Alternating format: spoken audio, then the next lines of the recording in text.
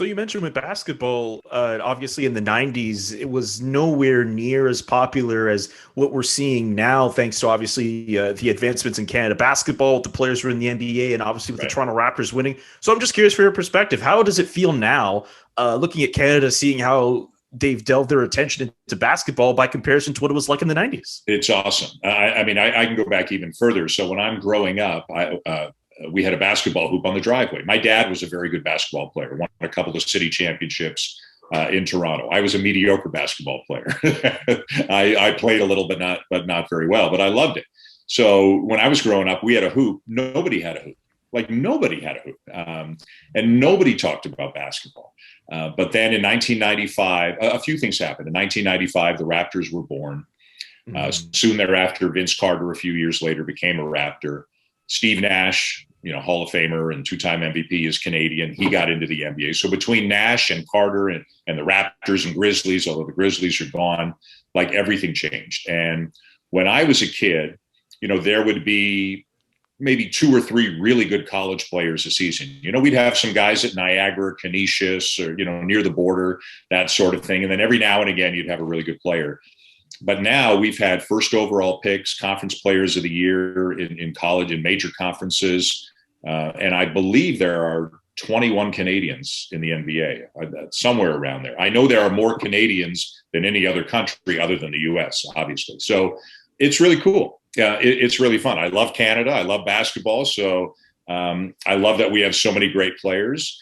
We just got to find a way to get them all together and play in a meaningful international tournament and get us into the Olympics, because we're good enough to get into the Olympics, but we've had scheduling issues and COVID issues and injury issues and free agency issues. You put Canada's best 12 out there, it would be a lot of fun. So hopefully it'll happen at some point. Not to mention in Canada basketball, whenever they do get close to those games to qualify for the Olympics, some country like Venezuela, for whatever reason, ends up standing in their way. We could do a whole podcast on Canada basketball. I just want to move on. I did those games. Oh, yes. I did that Yes. FIBA qualifier for Canadian TV in 2015, I guess it was, right? The year before the 16 Olympics. And I'll say we, because I'm Canadian, like we dismantled Venezuela in the preliminary round, like beat them easy.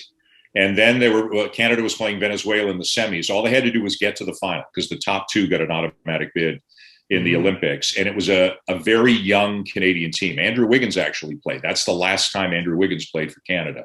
It was a very talented but very young team. And the Venezuelans were very smart, very experienced, and very tough. And they kind of punked Canada, and it worked. And it was a very close game. There was a controversial call at the end.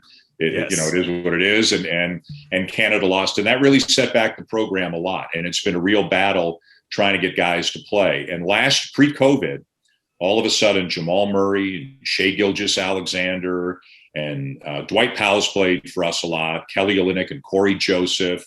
Luguentz Dort is Canadian. I mean, on and on and on. Montreal, yes. Yeah, they were all going to play. They were all going to play. Most of them couldn't play or didn't play in the World Championship in China. So we didn't do great there. So where it stands now is Canada's got to win a qualifying tournament to get into the Olympics. It's in Canada. It's in Victoria, out west. But then COVID has pushed back the NBA season to the point where I'm not sure how many NBA guys are going to be able to go. So there's this weird thing in Canada where you're kind of rooting for the teams the Canadians are on not to do well this year. So they get knocked out of the playoffs early and they can play in the qualifying tournament.